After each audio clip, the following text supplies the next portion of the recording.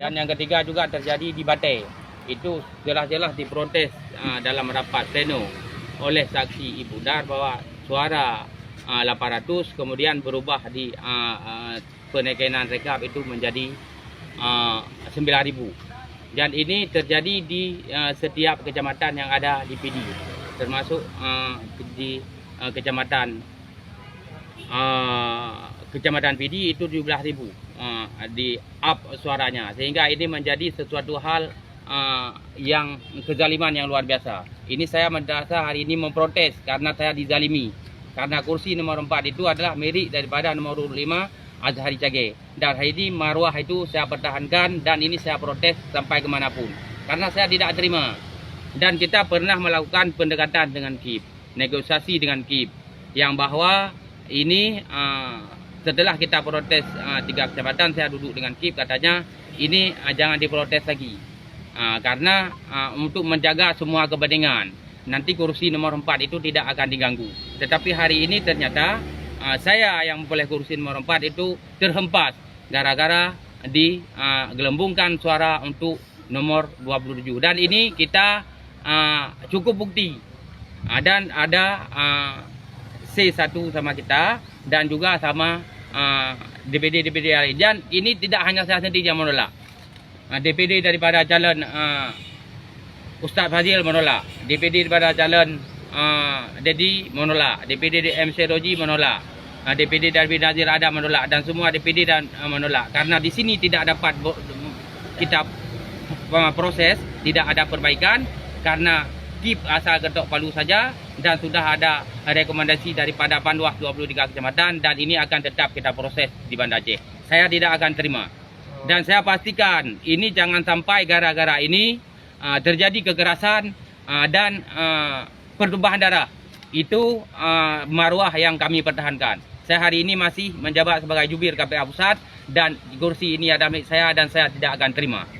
Pak Azhari, apakah kemudian KIP PD menggunakan standar ganda?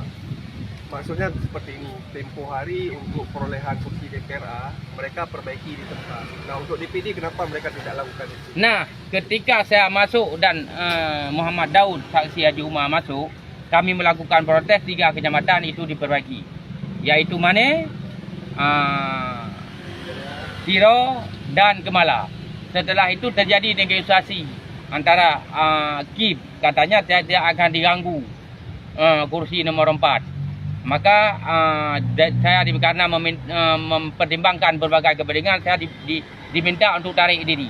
Ternyata hari ini yang diganggu adalah kursi daripada saya nomor urut 5 yang boleh kursi 4. Ini yang tidak saya terima. Hari ini saya dizalimi. Setelah menurut Pak Azhari kan jam terbangnya sudah di DPRA dan sebagainya. Ya. Pleno hari ini sesuai tertib tidak cara KIP menjalankan? Tidak sesuai tertib. Tidak sesuai tertib. Yang pertama, ini dibagikan tanpa pleno, setelah protes baru di pleno. Itu yang pertama. Yang kedua, telah dilakukan protes-protes oleh saksi lain yang terjadi masif luar biasa, penggelembungan suara. Dilakukan protes oleh saksi Padi Rahmi, dilakukan protes oleh saksi Dedi Sumardi. Ini juga tidak tanggapi, asal ketok-ketok palu saja. Padahal Panwas ada rekomendasi. 23 kabupaten kota ada rekomendasi di Panwas. Tapi hari ini tidak ditindaklanjuti itu. Mereka asal ketok palu saja. Dan jelas ini viral di media sosial, beredar rekap, 2 rekap. Yang direkap pertama karena tidak cukup suara, beredar rekap yang lain. Ini yang tidak kita terima hari ini. Maka kita mencari keadilan. Kalau tidak dapat keadilan di sini, kan akan kita lakukan pengadilan, minta pengadilan keadilan di Banda Aceh, di KIP Aceh. Dengan kita buktikan dengan C1 semuanya. Form keberatan sudah saya teken, sudah diisi, sudah saya teken, sudah tempel oleh ketua KIP, dan sudah diserahkan ke KIP, dan sudah kita ingatkan Panwas bahwa ini ada kejadian khusus yang perlu diperbaiki di KIP provinsi.